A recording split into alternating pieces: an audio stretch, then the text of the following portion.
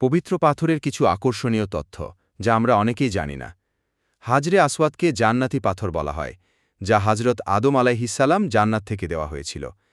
কিন্তু হজরত নূহ আলাইহিসসালামের সময় মহাপ্লাবনের কারণে আল্লাহ কাবা শরীফকে আকাশে তুলে নিয়েছিলেন।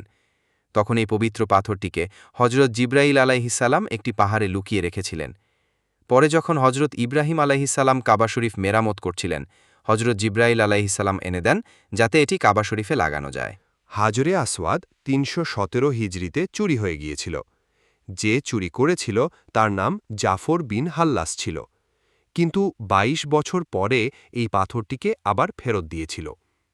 চুরি করার সময় এই পাথরটি বের হচ্ছিল না জন্যে পাথরটিকে কুড়াল দিয়ে আঘাত করেছিল, যার কারণে পাথরটি ভেঙে গিয়েছিল। তারপর পাথরটি পুনরায় জোড়া দেওয়া হয়েছিল। নাম্বার ৩, চুরি হওয়ার পর এই পাথরটি যখন বাদশাহ ফেরত দিচ্ছিলেন, তখন বলেছিলেন এই পাথরটি অন্য পাথরের সাথে মিশে গেছে, যদি চিনতে পারেন তাহলে নিয়ে যান।